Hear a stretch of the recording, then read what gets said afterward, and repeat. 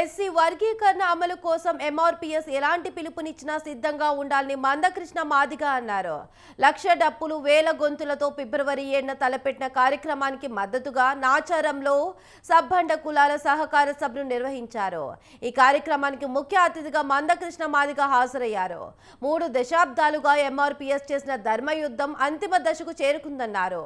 ఏళ్ల తరబడి సామాజిక, ఆర్థిక, విద్య, ఉద్యోగం, ఉపాధి రంగాల్లో వెనుకబడ్డ మాదిగలకు యావత్ ప్రపంచం అండగా నిలిచిందన్నారు. దేశానికి అత్యున్నత న్యాయస్థానమైన సుప్రీంకోర్టు మాదిగల డిమాండ్లు న్యాయబద్ధమైనవి ప్రకటించాలని ఆయన పేర్కొన్నారు. చట్టపరంగా మాదిగలు సాధించిన విజయాన్ని అడ్డుకునేందుకు కొందరు స్వార్థపరులు చూస్తున్నారని ఆక్షేపించారు. వర్గీకరణపై వేసిన కమిషన్లు అన్ని మాదిగలకే మద్దతు ఇచ్చాయని తెలిపారు.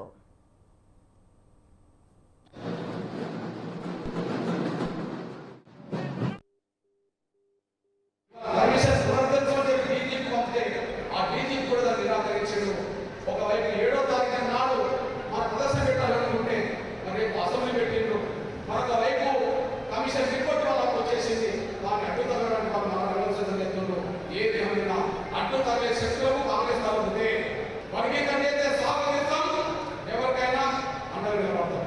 కానీ వర్గీకరణ చేయకుండా మళ్ళా వాళ్ళ ఒత్తిడికే తగ్గుతుంది కనుక వర్గీకరణ చేయకపోతే మాత్రం కాంగ్రెస్ రాజకీయంగా మూల్యం చెల్లించుకుని రోజు కష్టాలు అవుతారనేసి కూడా మీరు కోరుకుంటూ నేను కాంగ్రెస్ కాదు, నేను బీజేపీ కాదు, నేను టీఆర్ఎస్ కాదు, నేను టీడీపీ కాదు, నేను ఏ పార్టీ కాదు. కానీ మార్కెట్ బిడ్డల భవిష్యత్తు కోసమే పేరు పాటలు జరుగుతున్న సమయంలో మీ గెలుపు మీ బిడ్డల భవిష్యత్తు కోసమే ఈ పోరాటం జరుగుతున్న సమయంలోనే 7వ తారీఖు నాడు ఎట్లా జరగాలో అది చూద్దాం. కానీ ఈ రాత్రి నుంచి రేపు 8 వరకు మాత్రం ప్రతి మార్కెట్ బిడ్డ అప్రమత్తంగా ఉండి ఏ పిలుపునిచ్చినా ఎంఆర్ఎస్ ఏ పిలుపునిచ్చినా దానికి కట్టుబడి అవసరం రోడ్ ఎక్కడానికి సిద్ధంగా ఉండాల్సిందిగా నేను